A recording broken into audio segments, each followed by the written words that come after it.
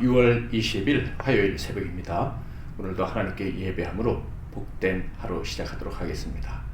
하나님께서 주시는 은혜의 말씀은 빌립보서 2장 1절부터 4절 말씀이 되겠습니다. 빌립보서 2장 1절부터 4절 말씀을 봉독해 드리겠습니다. 그러므로 그리스도 안에 무슨 권면이나 사랑의 무슨 위로나 성령의 무슨 교제나 긍휼이나 자비가 있거든 마음을 같이하여 같은 사랑을 가지고 뜻을 합하며 한 마음을 품어 아무 일에든지 다툼이나 허용으로 하지 말고 오직 겸손한 마음으로 각각 자기보다 남을 낮게 여기고 각각 자기 일을 돌볼 뿐더러 또한 각각 다른 사람들의 일을 돌보아 나의 기쁨을 충만하게 하라. 아멘. 오늘은 목자의 기쁨이 완성되는 때, 목자의 기쁨이 완성되는 때라는 제목으로 하나님 말씀을 상고하겠습니다. 사도 바울은 감옥 안에서도 기뻐했습니다. 자, 그런데 4절을 읽어보면 이런 말씀이 있어요. 각각 자기 일을 돌볼 뿐더러 또한 각각 다른 사람들의 일을 돌보아 나의 기쁨을 충만하게 하라. 그러니까 사도 바울은 지금 이미 기뻐하지만 더 큰 기쁨이 있을 수 있다라고 이야기를 하는 거예요. 완전한 기쁨, 충만한 기쁨, 그런 기쁨이 나에게 찾아오는 순간이 있다. 빌립보 교인들 여러분에 의해 나는 이런 기쁨을 누릴 수 있을 것을 기대한다. 이렇게 이야기를 하고 있는 거예요. 그렇다면 사도 바울은 언제 그런 완성된 기쁨, 완전한 충만한 기쁨을 누릴 수 있을 것이다 라고 빌립보 교인들에게 이야기를 하고 있을까요? 3절 4절을 읽어보겠습니다. 아무 일에든지 다툼이나 허용으로 하지 말고 오직 겸손한 마음으로 각각 자기보다 남을 낮게 여기고 각각 자기 일을 돌볼 뿐더러 또한 각각 다른 사람들의 일을 돌보아 나의 기쁨을 충만하게 하라. 복음을 받아서 복음의 은총 가운데 살아갑니다. 그리고 복음을 위해서 함께 동역합니다. 그런데 이 귀한 일을 나누며 함께 사는 성도들이 바로 3절과 4절에 있는 말씀처럼 살 때 사도 바울은 완성된 기쁨, 충만한 기쁨을 누릴 수 있을 것이다 라고 이야기를 하고 있는 거예요. 그렇다면 어떻게 살아야 된다고 얘기합니까? 첫째로는 모든 일에 겸손해야 된다라고 이야기를 합니다. 겸손하지 않기 때문에 다툼과 허용이 일어난다는 거예요. 모든 성도가 겸손해서 다툼과 허용이 없을 때 사도 바울은 기뻐하고 특별히 완성된 충만한 기쁨을 누리게 될 것이다 라고 이야기를 합니다. 자, 그렇다면 다툼이란 무엇입니까? 분쟁을 일으키는 원인들 중에 하나인데 바로 천박한 이기주의입니다. 천박한 이기주의의 결과는 파당이죠. 그래서 당을 지어 서로 싸우게 되는 것, 이것을 다툼이라고 하는 거예요. 그러니까 이타적인 성격, 이타적인 태도와는 완전히 반대되는 이기주의적인 태도가 교인들, 특히 복음을 위해 헌신하는 성도들에게 있을 때 사도 바울은 기쁨을 느끼지 못할 것이다. 그러나 그 반대로 모든 성도가 철저히 이타적이 된다면, 천박한 이기주의를 버릴 수만 있다면 나는 너무 기뻐할 수 있을 것 같다. 이렇게 얘기하는 거예요. 다음에 허용은 무엇입니까? 쉽게 말해 오류입니다. 잘못된 견해, 공허한 생각들을 말하죠. 이 잘못된 견해와 공허한 생각에 사로잡힌 사람의 특징이 무엇입니까? 고집을 부리는 거예요. 그러니까 고집을 부리니 당연히 분쟁이 일어날 수밖에 없는 것입니다. 이런 다툼과 허용이 없는 겸손한 성도들로 가득한 교회가 될 때 나는 기뻐하고 기뻐하게 될 것이다 라는 거예요. 이렇게 겸손하게 되면 어떤 결과가 나타납니까? 각각, 즉 모든 성도들이 서로가 서로를 자기보다 낮게 여긴다라는 거예요. 분쟁의 이유가 사라지게 되는 것이죠. 다툼과 허용이 있을 수가 없어요. 상대방이 나보다 더 낫다고 생각하는데, 상대방이 더 옳다고 인정해 주는데 다툴 이유가 무엇이겠습니까? 다투기는커녕 남의 의견을 경청하게 되고 다른 사람을 존중하게 되겠죠. 또한 사도 바울은 이야기합니다. 다른 사람을 낮게 여기는 결과는 내 일도 중요하지만 다른 사람들의 일도 소중히 여긴다라는 거예요. 자기를 사랑하는 만큼 다른 사람도 사랑하게 된다라는 거예요.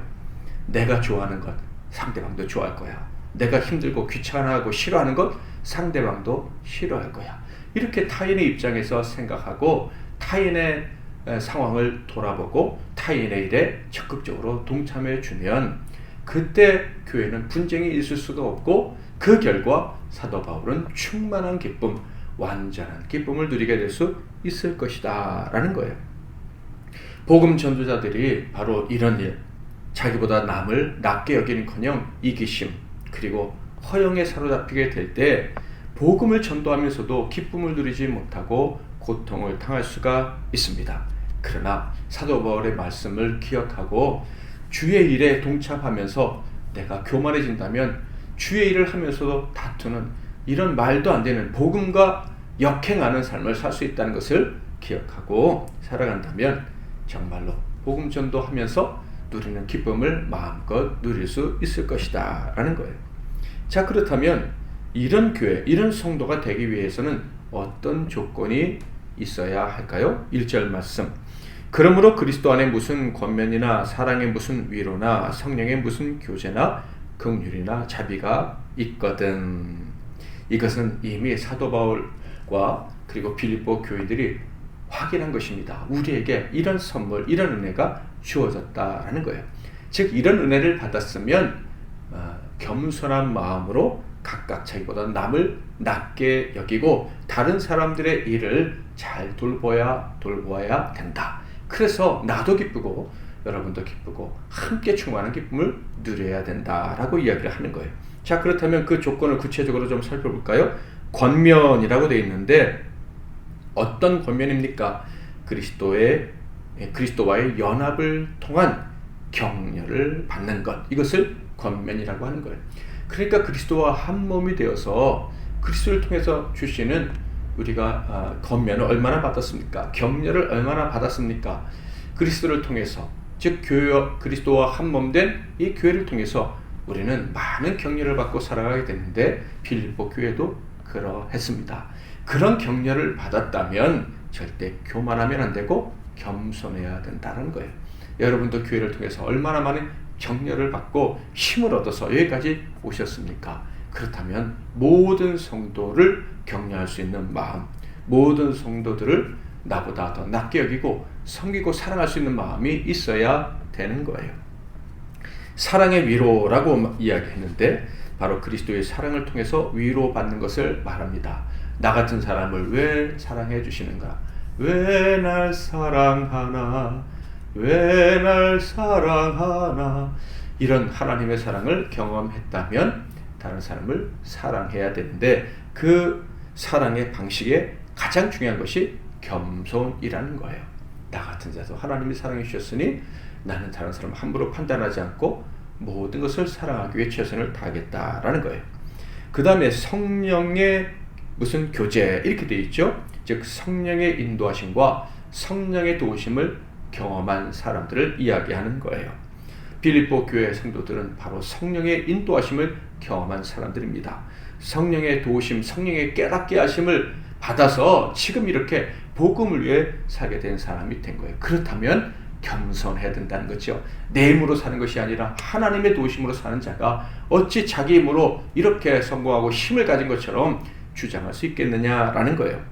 마지막으로 긍휼과 자비입니다. 하나님이 불쌍히 여겨주시는 은혜를 받았다면 바로 남을 불쌍히 여겨야 된다는 거예요.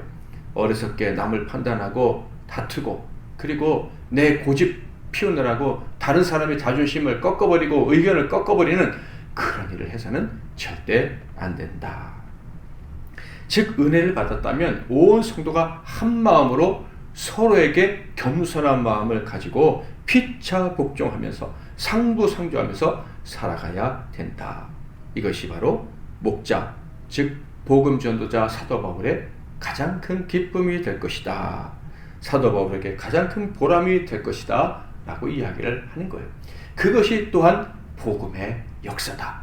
복음의 역사로 말미암아 하나님의 백성들이 성숙해진 증거다 라고 이야기를 하고 있는 거예요. 사랑하는 성도 여러분, 빌립보 교인들이 목자인 사도 바울을 기쁘게 하기 위해서 이렇게 살아야 한다면 참 목자이신 예수 그리스도를 위해서는 어떻게 살아야 하겠습니까? 더더욱 예수를 생각한다면 우리는 더더욱 겸손해야 할 것입니다. 힘을 다해 피차 섬기며 살아가야 할 것입니다. 각각 모든 성도가 하나 되는 일에 최선을 다해야 되는데, 그 하나됨이란 우리의 힘을 모으기 위해 하나 되는 게 아니라 각각 모든 성도가 서로를 섬기기 위해서 하나가 되어야 한다라는 것입니다. 자, 오늘 말씀을 적용하고 이제 마무리를 하도록 하겠습니다. 첫 번째, 타인의 일을 기억하고 기도하자. 내일도 중요하지만 우리 함께하는 성도들의 일, 사정이 너무나 또 중요하다는 것, 내 사정만큼 중요하다는 것을 기억하고 그들을 생각하며 기도하는 하루가 될 수 있기를 바랍니다. 또한 그들을 어떻게 섬길지, 내가 어떻게 섬김을 받을까라고 생각하지 말고 내가 어떻게 섬길까 먼저 생각하고, 그들이 이런 일을 하면 힘들 텐데 그 일을 내가 대신 해주든지 또 덜어주든지 해야겠다 하는 그런 마음을 가질 수 있기를 바랍니다. 마지막으로 나의 이기심 그리고 오류, 고집은요, 갑자기 나도 모르게 원하지도 않을 때 나에게 찾아올 수 있고, 그것들로 하여금 내가 심각한 실수를 범하게 할 수 있습니다. 이런 연약함을 하나님께 고백하고 이기심과 오류에서 늘 건져주시기를 기도할 수 있기를 주님의 이름으로 축복합니다. 이런 성도들이 되어서 참 목자 되신 우리 주님을 기쁘시게 하고 교회 안에 참 기쁨이 넘치게 하는 그런 하나님의 신실한 종들이 되시기를 주님의 이름으로 축복합니다. 기도하겠습니다. 찬양 추천합니다. 사랑하는 주님 앞에. 제가 먼저 잠깐 기도하고 여러분 기도하시고 하루를 시작하시기 바랍니다. 기도하겠습니다. 하나님 아버지, 항상 기뻐하라 말씀하신 그 말씀, 그 명령은 참되고 아주 유익하며 절대 놓쳐서는 안 될 것인 줄 믿습니다. 슬픔밖에 없는 이 세상에서, 고통뿐인 세상이라고 여겨지는 이곳에서 기뻐하며 살 수 있는 길을 열어주시니 감사합니다.